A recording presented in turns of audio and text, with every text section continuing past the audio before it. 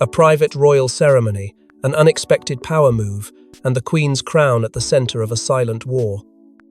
When Camilla reached for the crown, she had no idea Princess Anne was already watching and waiting.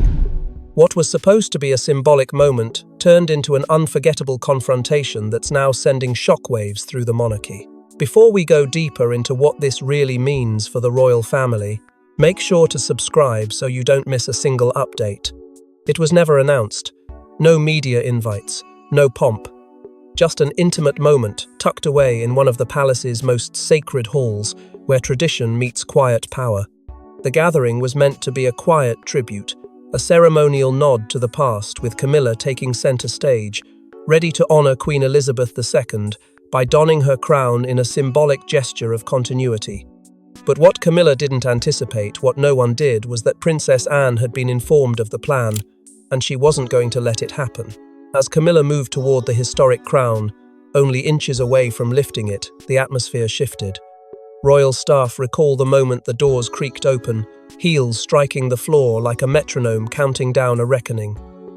Princess Anne entered with a presence that demanded silence, and got it. Without raising her voice, without theatrics, she stopped Camilla mid-motion with a single line that reverberated louder than any declaration. "That crown is not yours to wear." The room froze. Camilla paused, her fingers hovering over the symbol of matriarchal supremacy. The silence that followed wasn't empty, it was heavy, laced with unspoken history and unresolved tension that had simmered for decades. What unfolded in that room wasn't a scene from a public spectacle, but something far more profound. A power shift, an assertion of lineage, of earned respect versus assumed entitlement. It was a private ceremony, yes, but it was never meant to be private in its impact. Because beneath the silence, a deeper truth stirred, one that challenged who has the right to hold the crown, not just physically, but symbolically. And Anne's message, delivered without fanfare, was brutally clear. Tradition doesn't bend for convenience. But to understand why this silent standoff was more explosive than any public scandal, we have to go back deep into the shadows of royal rivalry. For years, the tension simmered beneath pearls and polite smiles. Behind closed doors, Princess Anne and Queen Camilla have never truly seen eye to eye.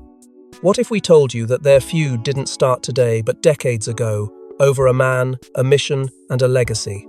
Long before Charles and Camilla became the public embodiment of royal resilience, there was another chapter quieter, buried under years of silence, but no less significant. Princess Anne and Camilla's story was never one of camaraderie, but of parallel paths destined to clash. In the early 1970s, both women were deeply connected to the same man, Andrew Parker Bowles. Anne, with her military discipline and sharp intellect, was briefly entangled with him. Camilla, then a spirited aristocrat, eventually married him. The monarchy, tight-lipped as ever, never addressed it, but within those palace walls, emotional entanglements left invisible fractures that would never fully heal. What followed was a slow drift, two women occupying the same royal sphere but playing entirely different games. Anne, raised under Queen Elizabeth's unyielding expectations, carved her role with discipline and duty. Military parades, global diplomacy, charity work, Anne earned her place through tireless service. Camilla, on the other hand, entered the royal fold through scandal, enduring years of public hostility before finding acceptance. But while the public warmed to her, Anne remained distant, often coolly dismissive in private. The contrast couldn't have been sharper. Anne represented the institution at its most disciplined, while Camilla embodied the monarchy's evolving, more human face. But it wasn't just about personalities. Behind palace doors, Anne reportedly raised concerns about Camilla's growing visibility and unchecked influence. Queen Elizabeth, always careful with praise, showed quiet but consistent admiration for Anne's relentless work ethic. Those close to the late monarch remember how she often entrusted Anne with the more delicate, demanding tasks, missions that required trust, discretion, and resolve. This subtle favoritism never turned public, but Anne understood its meaning, and so did Camilla. What truly deepened the divide, however, was perception. To Anne, every title, Every honor had to be earned, usually through sacrifice. But Camilla's rise, from mistress to queen consort, felt to her like a shortcut through a kingdom that had demanded Anne prove herself time and again. The resentment was never loud, but it was there in glances, in silences, in carefully measured gestures. The monarchy thrives on hierarchy, but within that hierarchy, respect must be earned. And in Anne's eyes, Camilla hadn't earned the crown, she'd inherited it, through convenience and compromise. As Camilla's influence rose with King Charles's reign, Anne's quiet disapproval transformed into something else entirely: strategic resistance. It was billed as a private homage, but whispers inside the palace say this ceremony was meant to send a message. Camilla was solidifying her place as the crown's matriarch, but Princess Anne had other plans that no one could stop once set in motion. The invitations were discreet, hand-delivered rather than sent through official channels. Only a handful of royal loyalists and trusted aides were in attendance. The venue, one of the monarchy's oldest halls, rich with history and heavy with legacy, was chosen with precision. At the heart of it all sat the Queen's crown, glimmering under dim lights, positioned not for remembrance, but coronation in symbolism. The story being told that day wasn't about mourning the past, it was about redefining the future. Camilla's team, known for their skillful navigation of image and influence, had crafted a powerful visual moment: the Queen consort, ascending in stature, enveloped in the legacy of the monarch who once overshadowed her. To some, it was a tribute. To others, a quiet power grab cloaked in ceremony. But someone had been watching from the margins. Princess Anne, ever the sentinel of tradition, had received word of the event not through an official briefing, but via a whisper from within the inner court. It was enough. Enough to reignite a fire Anne had kept contained for far too long. According to palace insiders, her response was immediate and sharp. "This crosses the line," those close to her said. She read between the lines of every gesture being planned for that day. To Anne, this wasn't just a tribute, it was a rewriting of hierarchy, an encroachment on sacred ground, and more importantly, a breach of trust. The deeper divide, however, wasn't merely about symbols. It was about what the crown represents. For Anne, the crown was more than diamonds and velvet. It was the blood, sacrifice, and silent strength of her mother, Queen Elizabeth. To see it worn outside of formal investiture, especially in a private setting with no public accountability, felt to her like watching legacy being diluted for convenience. Traditionalists within the royal orbit began to whisper support. "Anne understands the cost of duty," one source confided. "She's always carried it without asking for applause." So, in silence and with purpose, Anne made her decision. She would not watch from afar. She would not let this gesture pass unchallenged. And she understood the weight of what that meant. By stepping into the ceremony, by breaking the unspoken rule of royal unity, Anne was prepared to fracture the illusion of calm and confront a narrative she believed was rewriting history in real time. But Camilla had no idea her moment of symbolic victory would be interrupted by the one royal she could never predict. Camilla stood at the pedestal, the crown inches away. Then, the sound of heels echoed across the marbled floor. Eyes turned. Princess Anne, emotion barely concealed, stepped forward. What followed was a moment so raw, so unroyally unscripted, that even the palace staff froze. The words landed with surgical precision. "That crown is not yours to wear." No raised voice, no flourish, just a sentence that cut through the room and stripped the moment of all its ceremony. A sharp intake of breath rippled across the gathered aides, followed by a silence so heavy it felt deliberate, as though the walls themselves were holding their breath. No one moved. No one intervened. In that suspended second, centuries of protocol offered no guidance for what to do when duty collided head-on with ambition. Camilla turned slowly, her expression carefully controlled, but those closest to her saw it: the flicker of disbelief, the flash of anger, the realization that this moment was slipping away from her. Princess Anne did not retreat. She stepped forward instead, placing herself squarely between Camilla and the crown. The gesture was unmistakable. This was not a discussion. It was a line drawn in real time, One Anne had clearly decided could no longer remain invisible. The symbolism was impossible to ignore. The monarch's daughter standing guard over her mother's legacy, refusing to allow it to be claimed in private, without sanction, without consequence. Witnesses later described the tension as volcanic but silent. A confrontation carried out in whispers that somehow thundered louder than any argument.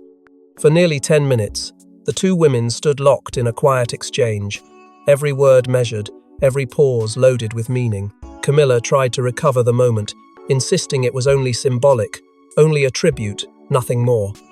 But Anne was unmoved. To her, symbols are never only symbols. They are power, memory, and authority compressed into physical form. And this one, she made clear, was not available for reinterpretation. Each sentence Anne spoke tightened the room further, while Camilla's composure began to crack at the edges. The crown remained untouched, gleaming on the pedestal like a witness to its own near transgression. Then, without ceremony or acknowledgement, Camilla stepped back. Just one step, but it changed everything. The crown stayed where it was. The message was delivered. And Princess Anne, having said exactly what she came to say, turned and walked out. No glance over her shoulder, no explanation offered. Her departure was as deliberate as her entrance, leaving behind a room full of stunned silence and a queen consort forced to absorb a humiliation that could not be undone. But this wasn't just a private humiliation. It was the beginning of a full-blown crisis behind palace walls. When Anne walked out, she didn't just shut a door, she opened a floodgate. Overnight, the palace transformed into a fortress of damage control. Behind its gilded walls, allegiances were questioned, and lines were drawn. Camilla wasn't just embarrassed, she was enraged. Inside those ancient walls, the fallout was immediate. Behind closed doors, Camilla reportedly unleashed her fury, declaring that Anne had undermined the queen consort before the crown itself. Her inner circle was thrown into disarray. Some aides whispered about releasing a carefully worded statement to reclaim control of the narrative. Others warned against escalation, arguing that silence dignified and cold might preserve what dignity remained. Meanwhile, King Charles stood caught in the eye of a storm no one expected to hit this hard. Sources close to the situation say he was stunned, frozen between the woman he loves and the sister who had just challenged the royal order in front of hand-picked loyalists.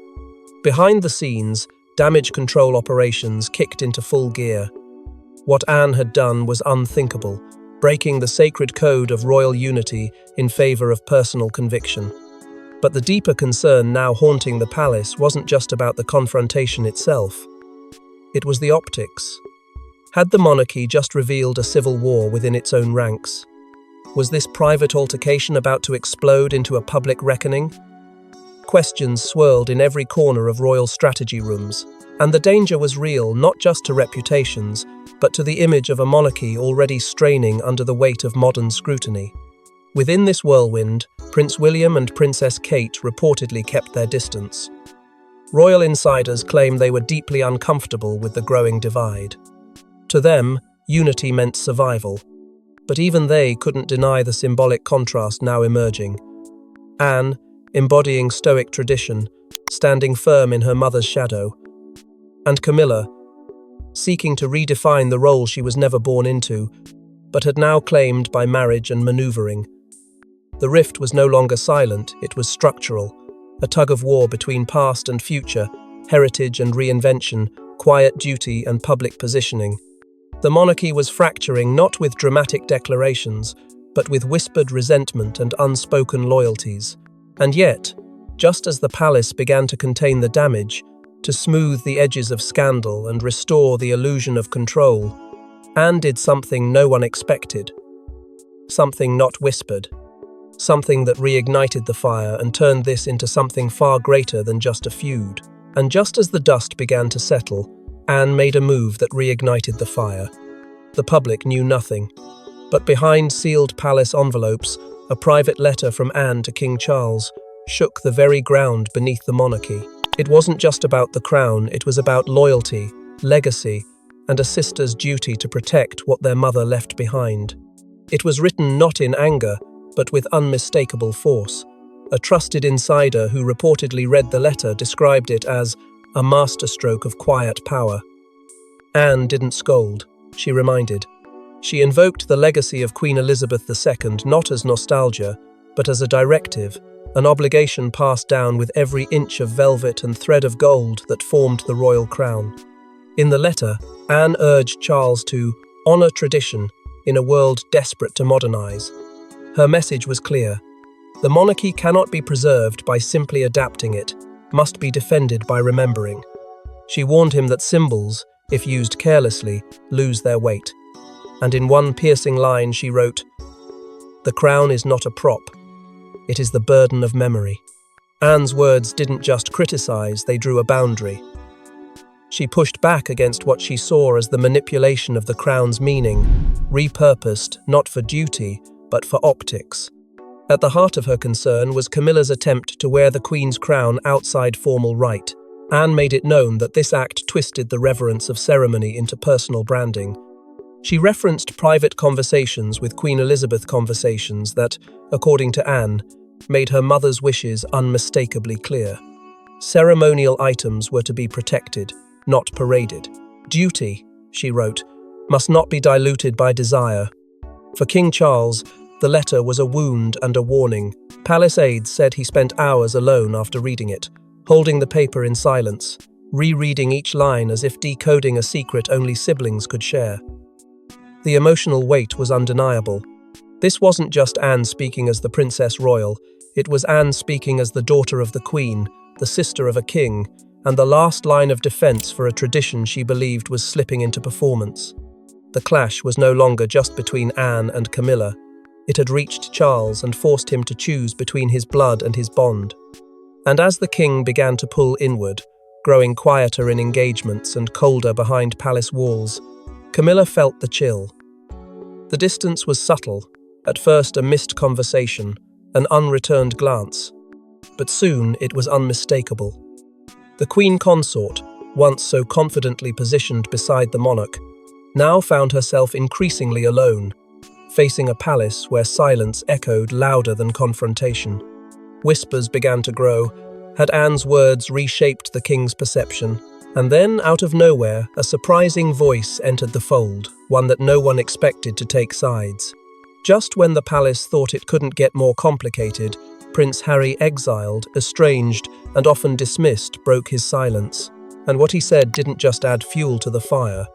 It turned the entire narrative upside down. It began quietly, almost imperceptibly. A private message, not sent through formal royal channels, but delivered directly to Princess Anne through a mutual and trusted confidant. In that message, Prince Harry did something unexpected. He voiced his support for the very sister who had taken a stand so bold, it shook the monarchy's foundations. According to one source close to the matter, Harry's message was concise but powerful. "You're the only one keeping the monarchy real," he reportedly wrote. And with that single line, he did more than offer solidarity. He aligned himself in spirit with the woman many now saw as the last true guardian of the crown's integrity. For a man who had walked away from royal duty, who had been criticized for exposing the family's inner workings, this sudden reappearance, albeit from afar, sent ripples through the highest circles of Buckingham Palace. His words weren't just a gesture of familial loyalty, they were a strike. A subtle but unmistakable challenge to Camilla's place in the royal structure. Many interpreted his message as a clear rebuke not just of the Queen Consort's actions, but of the palace's growing emphasis on image over authenticity. It was a twist no one expected, especially given Harry's complicated history with the institution he once escaped. But beneath the surface, the emotional undertone ran even deeper. Those close to Harry said he saw in Anne's bold refusal to stay silent a reflection of his own past battles, a royal figure going against the current, a family member choosing truth over performance. For Harry, it was more than admiration, it was recognition. And for Anne, already isolated within her own family over her stance, the support carried weight. The monarchy may not have embraced Harry, but in that moment, Anne heard the voice of someone who understood the cost of defiance. The palace's response? Silence. Buckingham refused to comment on Harry's alleged involvement, hoping perhaps to minimize the impact of his words. But silence didn't stop the growing conversation outside those walls. Public opinion began to shift again. Supporters of Anne found new reason to rally. Even those critical of Harry started to acknowledge the strange but poignant symmetry between his journey and hers. Meanwhile, Camilla, already reeling from Anne's intervention and Charles's growing distance, now faced a narrative rapidly slipping out of her control. The Queen Consort's portrayal within the family, once poised and strategic, was beginning to fray. Behind closed doors, frustration mounted. How had a private ceremony spiraled into a full-blown identity crisis for the monarchy? But even as voices rose and alliances shifted, nothing prepared the family for what Princess Anne did next on global television. She's known for silence, for stoicism, for never speaking out. But this time, Princess Anne stepped in front of a camera and delivered a message that stopped the nation in its tracks. Her voice was calm, but her words left no room for doubt. It came during what was supposed to be a routine public engagement, an agricultural charity close to Anne's heart. But when the cameras turned toward her and a reporter, against all royal protocol, dared to ask about the controversy surrounding the crown, no one expected what followed. Anne didn't dodge. She didn't deflect. She stood still, looked directly into the lens, and spoke the words that have since reverberated across the world. Symbols must serve the people, not the individual. That single sentence didn't just pierce through weeks of speculation and palace secrecy. It shattered the illusion of unity and forced a country to reckon with the deeper meaning behind the conflict. In an institution built on silence, Anne's voice rang out like a bell, and the public responded. Within hours, social media erupted. Hashtags like #StandWithAnne and #ProtectTheCrown flooded platforms. Anne, long regarded as the quiet workhorse of the monarchy, had suddenly become its moral compass. Her restraint, her refusal to play the media game, now stood in stark contrast to Camilla's increasingly visible attempts at legacy building. Commentators drew comparisons instantly. One woman silently earning her place over decades, the other stepping into symbolism as though it were a crown in waiting. The media latched on, and the frenzy that followed was unlike anything Buckingham had seen in years. Editorials praised Anne's strength, calling her the last sovereign of spirit and the guardian of the Queen's legacy. Camilla, on the other hand, found herself portrayed less as a partner to the monarch and more as a strategist maneuvering for image and influence. It was an uncomfortable shift, and one that palace officials couldn't entirely contain. Buckingham Palace issued a statement days later. It was, as expected, carefully measured. It neither confirmed nor denied. Anne's remarks were directed at Camilla. It spoke only of shared commitment to duty and respect for personal interpretations of service. But the statement fell flat, because the people had already made up their minds. Anne's rare words had struck a chord deeper than loyalty to the monarchy. It tapped into a longing for authenticity, a hunger for leaders who don't perform but preserve. Across cities and villages, on headlines and podcasts, in hushed conversations and loud debates, one truth began to take shape. The nation had chosen sides. And while Anne never asked for that support, never once courted the public eye, she found herself at the center of a movement she never meant to start. Her message had done more than stir royal waters. It had redrawn lines in the sand lines that would soon determine more than public opinion. But while the world focused on the sisters-in-law, one royal figure had been watching silently and was about to make the final decision. After weeks of silence, speculation, and subtle maneuvering, King Charles summoned his closest circle. What he said behind the gilded doors was unexpected, and when it reached Camilla, her response was even more shocking. The room was filled with tension, the kind that doesn't announce itself but sinks into the walls. Advisors leaned in. Loyalists sat in stillness. Charles, pale with the weight of legacy, cleared his throat and spoke. "The Queen's crown," he declared, would remain in preservation. It would not be worn. Not now. Not in private ceremony. Not in tribute. It was to be protected. As a sovereign artifact of his mother's reign, untainted by symbolism that might fracture the institution it once defined. The words were simple, but the impact was seismic. In one statement, Charles had drawn a boundary between past and present, between legacy and image, between what can be honored and what must be left untouched. Camilla's reaction, according to sources present later that evening, was devastating. She did not rage. She did not protest. She stood composed, nodding slowly as the message reached her. But the silence around her said everything. Those close to her knew this was not the outcome she expected. After months of careful planning, subtle gestures, and media choreography, the crown had slipped through her grasp by order of the very man whose reign had legitimized her role. Behind the scenes, her composure was only a thin veil over disappointment too deep to voice. And yet, somewhere between decision and consequence, something rare occurred. A private moment, one no cameras captured between Charles and Anne. A quiet reconciliation. No grand apology. No royal display. Just a subtle nod of acknowledgement, a murmur of understanding. Anne's stand had forced his hand, but it had also reminded him of the very thing his mother once instilled in both of them. The crown is not a tool of ambition. It is a burden of service. In the days that followed, the palace issued a carefully crafted statement. It praised both Anne and Camilla for their unwavering commitment to duty and service, steering the narrative back to unity without ever naming the conflict that had erupted behind the scenes. But the public had already decided. For many, Anne's victory was not just a personal one, it was symbolic, a triumph of principle over posturing. But even that came at a cost, because when power shifts in silence, it rarely leaves things whole. And just when the story seemed complete, one final twist emerged.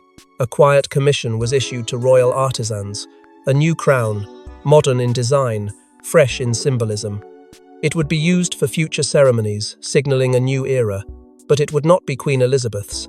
That crown, now sealed away, would remain a relic of a reign untouched by reinvention. As the dust settles, one truth remains behind the smiles and silence: the crown still weighs heavy, and its next movement may not be so quietly contested. Thanks for watching. Don't forget to like and subscribe, and we will see you in the next one.